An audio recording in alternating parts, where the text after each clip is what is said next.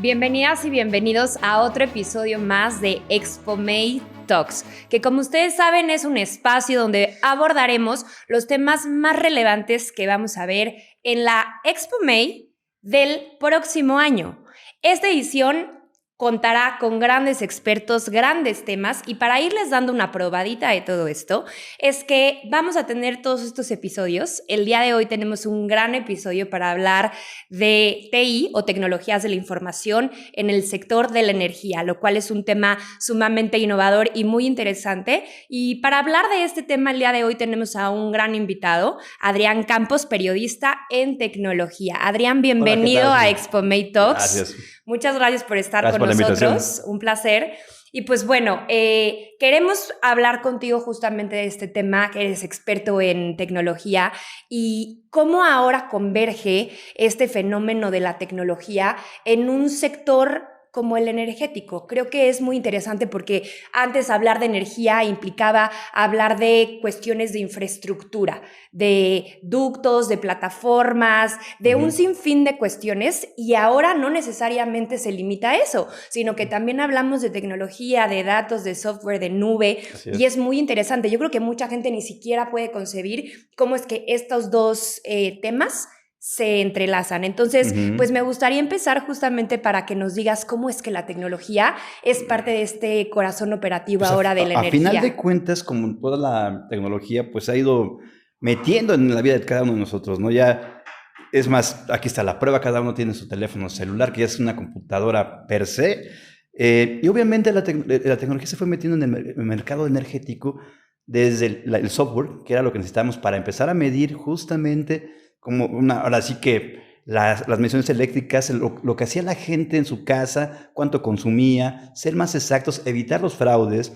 Por ejemplo, en el sector petrolero, recuerdo que todavía hasta hace 2018 tuve la oportunidad de entrevistar a una empresa, no voy a decir el nombre, que estaba creando partículas justamente para meterlos en los ductos del petróleo, para saber dónde había una baja de presión, y justamente ahí podía haber una fuga o quizás robo de combustible. Pues estamos hablando de que no es algo que sea actual, sino que ya, por lo menos yo le calculo más de 15 años.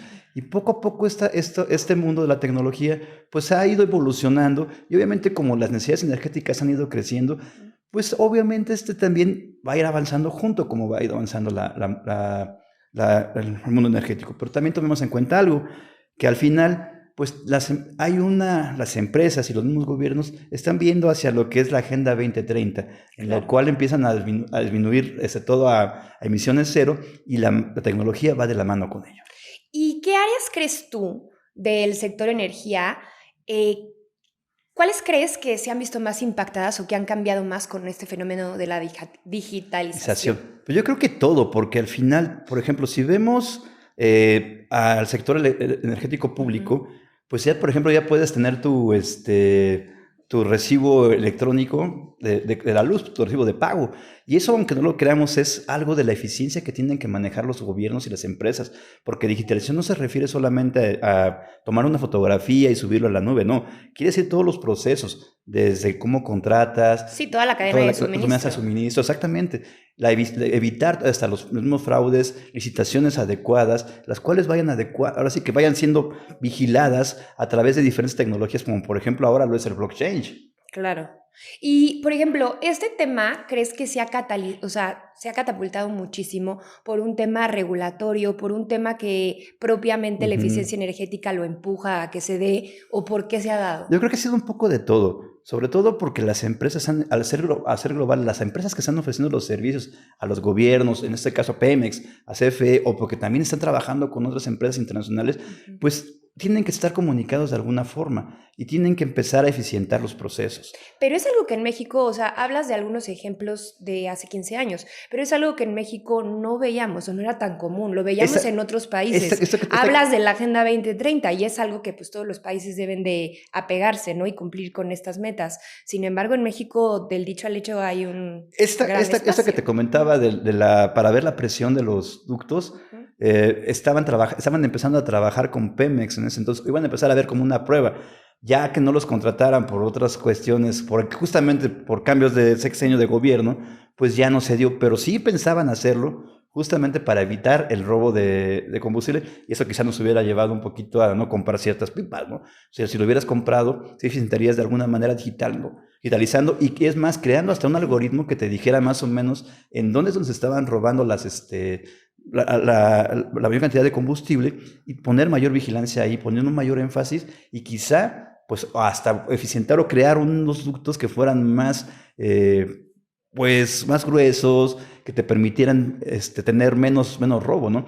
Es justamente esa parte de la digitalización los que nos permite hacer esto, o evitar también los famosos, los diablitos para que tanto daño le causan a CFE, ¿no? Claro. Que la gente que se está robando la energía, o los famosos, pues puestos callejeros que se montan también en esta infraestructura y que terminan por dañarla. Ahora justamente la digitalización te permite crear algoritmos también para saber, por ejemplo, en la parte del sureste, que se ha visto afectada con variaciones de voltaje, de repente, pues sí, temporada de invierno, temporada de verano, pues se eleva el uso de energía debido a los aires acondicionados. Ahorita, por ejemplo, no sé si supiste que hace unas semanas se habló de que quieren crear una supercomputadora mexicana, y que parte de lo que se va a hacer es empezar a crear algoritmos que ayuden tanto a la parte de clima, y esta parte de clima ayudaría a la parte de agraria, pero también ayudaría a la parte energética. Pero esa supercomputadora, ¿quién la controlaría? El gobierno mexicano. El gobierno mexicano, a partir de la iniciativa que lanzaron junto con un ente en Barcelona. Se va a empezar a capacitar a personas en México, especialistas, que se van a ir a Barcelona, y a lo largo de, si no tengo mala memoria, la primera semana de 2026 se empieza a construir, a desarrollar esa supercomputadora que ayudará en estos aspectos. ¿Y cuánto tiempo les va a llevar aproximadamente? Yo calculo que alrededor de unos 12 a 13 meses. Estaríamos viendo la computadora en funcionamiento como tal para 2027, pero ya podrías tener, por ejemplo, aquí una computadora que con tecnología netamente mexicana te va a predecir los picos del clima, cuándo va a ser mucho frío, cuándo va a ser mucho calor, lo que ayudaría también a eficientar toda la parte energética. No, wow, eso me parece sumamente innovador para cómo están las condiciones aquí en nuestro país. Sin embargo, hoy en día, ¿no crees que el gobierno se ha visto un poco renuente? Digo, este es un gran ejemplo, pero normalmente yo creo que todo este tema de la digitalización y la TI en el sector energético era algo que estaba siendo impulsado por el sector privado, no tanto por el gobierno. ¿Cómo lo ves tú? ¿Crees que estamos viendo una transición al respecto? Mira, yo creo que al final estamos viendo un poco más de apertura. Esto que yo te comentaba, el ejemplo con el que inicié de estas nanotecnologías, lo que me decía esta empresa es que estaban apalabrados con el sexenio de Peña Nieto.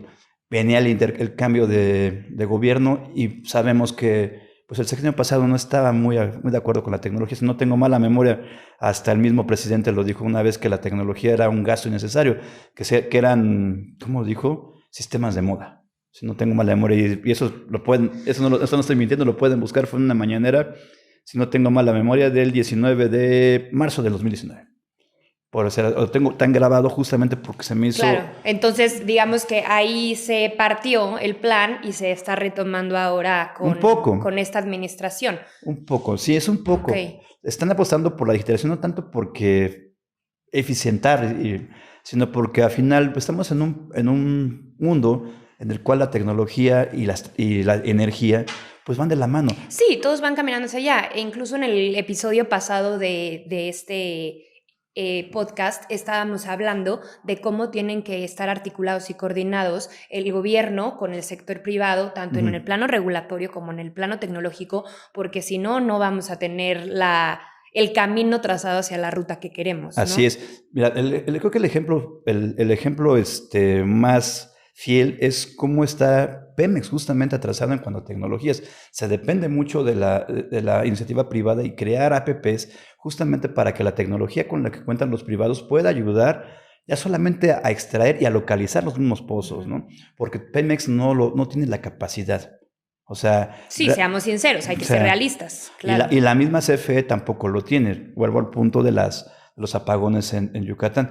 ¿Qué es lo que ha ocurrido? Que también los particulares han deseado invertir en tecnología. Es más, hasta las mismas personas como individuos hemos querido invertir en ocasiones para tener paneles solares, para tener nuestra propia pues celdas y ahorrar energía, pero el mismo gobierno te detiene con tanta regulación y eso es en lugar de incentivarnos, pues es lo que hace es espantarnos, ¿no? No, claro, y justo, o sea, la palabra incentivar creo que es clave, porque también hay un tema que es el tema de los costos. Implementar eso, tú podrás ver los beneficios muy claros, pero lleva intrínseco un costo. Así y es. Entonces, si no incentivas o de cierta manera como que subsidias ese tipo de cosas, pues nunca se van a implementar. Mira, ahora se habla mucho de que las empresas, de que las empresas automotrices están apostando por la parte de energías limpias.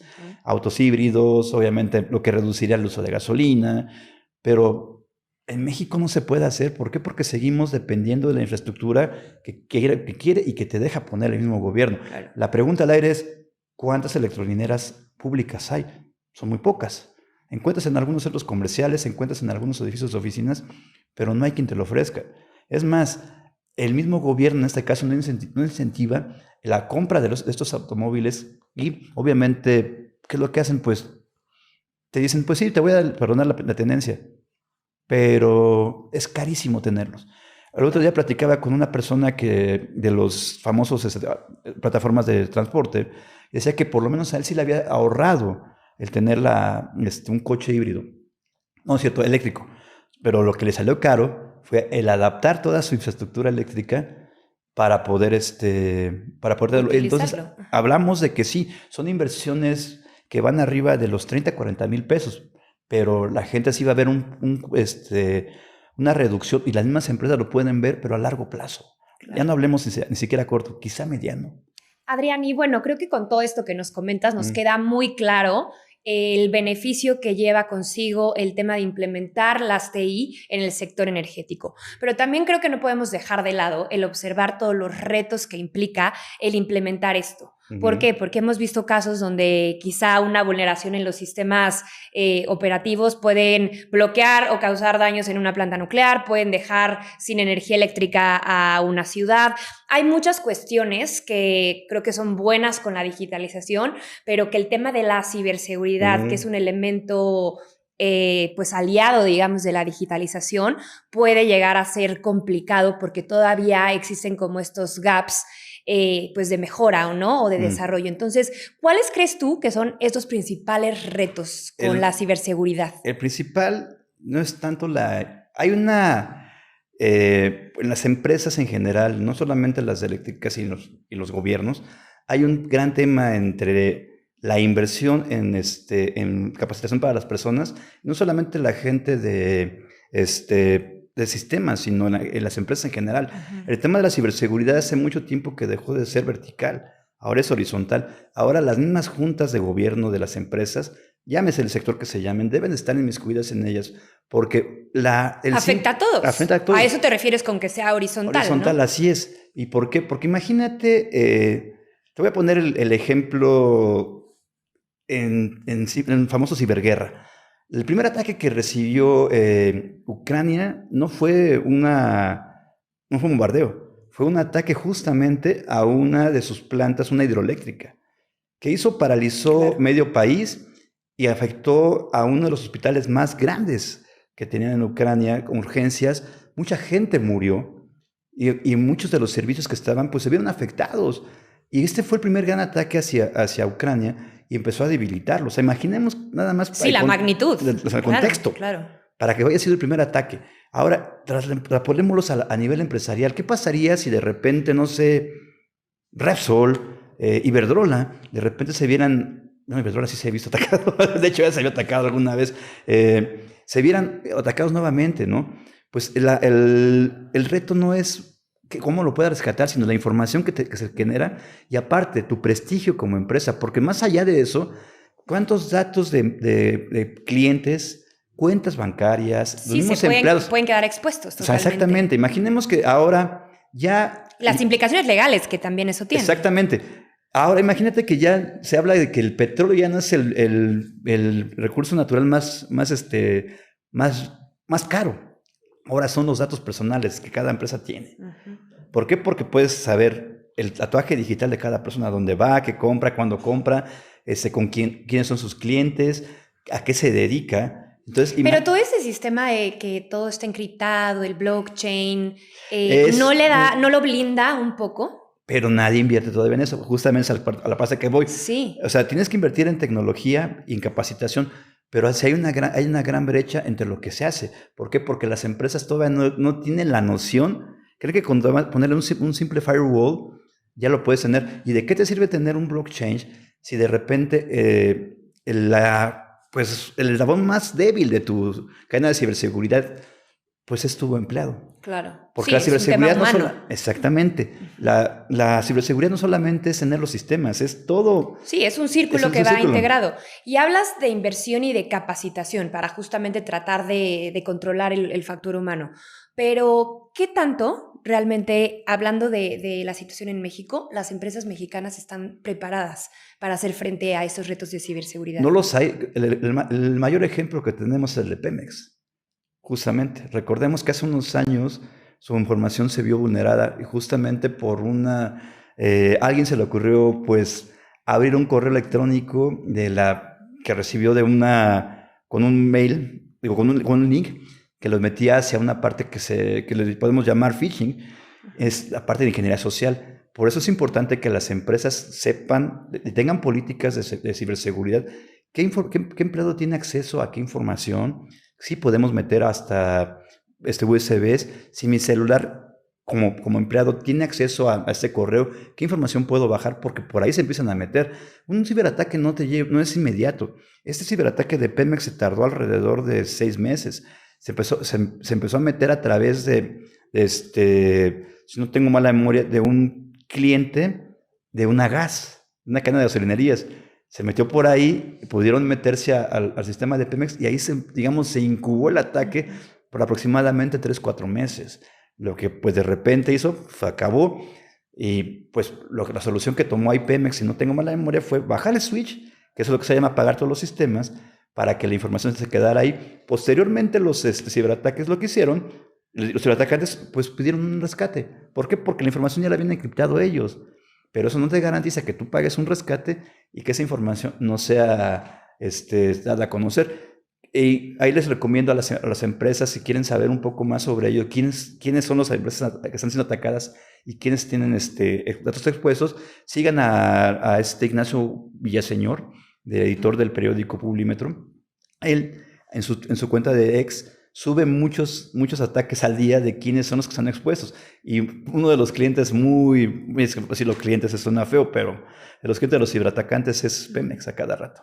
Y deberían de existir ya esos protocolos para intentar pues actuar preventivamente y no reactivamente este tipo de ataques, ¿no? Así es. Mira, de acuerdo a todas las empresas en general, un estudio de Microsoft mencionaba que el 65% de las empresas sabe que es importante tener estos protocolos, pero de eso a tenerlo solamente el 40% lo tenía. ¿Y por qué? A ver, entiendo que obviamente el desarrollo tecnológico avanza a un ritmo mucho más acelerado que el tema regulatorio de este tipo de protocolos, pero aún así teniendo como referencia todo lo que ya le ha sucedido a empresas del tamaño, por ejemplo, de Pemex, pues uno debería tomar cartas en el asunto.